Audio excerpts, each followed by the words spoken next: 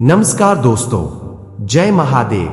स्वागत है आपका आपके अपने चैनल पर, जहां शिव पुराण की यह दिव्य यात्रा हमें आत्मा की गहराइयों तक ले जाती है।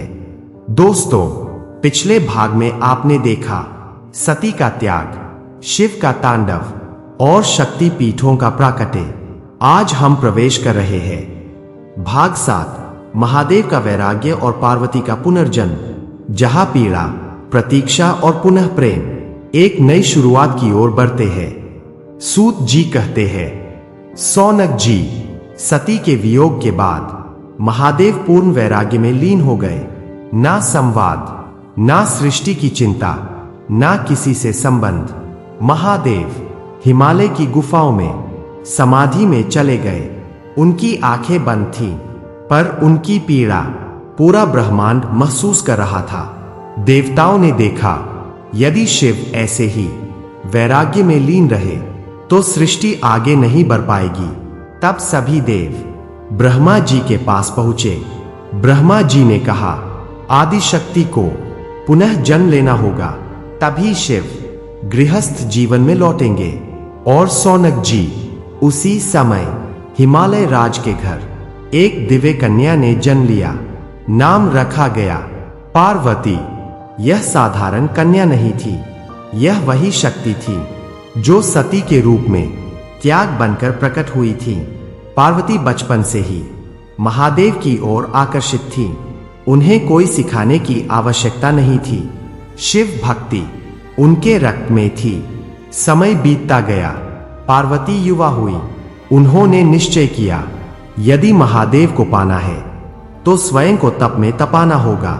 उन्होंने राजसी सुख छोड़े, भोजन त्यागा, सुख सुविधा त्यागी और कठोर तप आरंभ किया।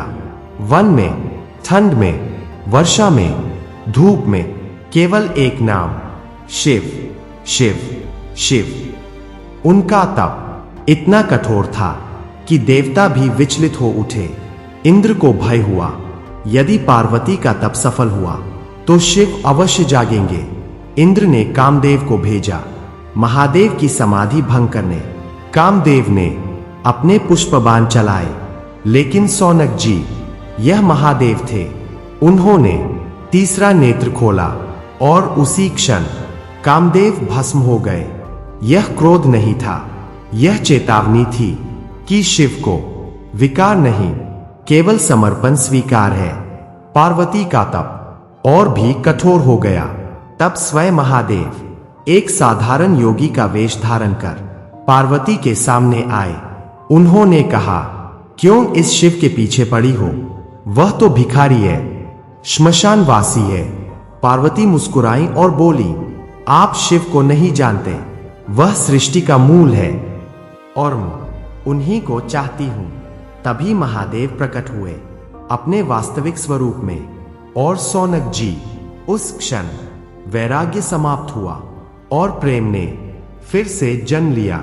सूत जी कहते हैं, यही है शिव शक्ति का रहस्य। सच्चा प्रेम परीक्षा से गुजरता है। भक्ति में धैर्य सबसे बड़ा तप है। शिव समर्पण से ही प्राप्त होते हैं। दोस्तों, भाग 7 का सार यही है, जो प्रेम त्याग से जन्म ले वह कभी समाप्त नहीं होता। अगले भाग में हम जानेंगे भाग 8, शिव पार्वती विवाह और गृहस्थ जीवन। दिव्य विवाह, देवताओं की भूमिका, शिव परिवार का अर्थ, आदर्श गृहस्थ जीवन। अगर आपको यह कथा हृदय को छू गई हो तो लाइक करें, शेयर करें और चैनल को सब्सक्राइब करना न भूलें। कमेंट में लिखिए, जय महादेव, हर हर महादेव।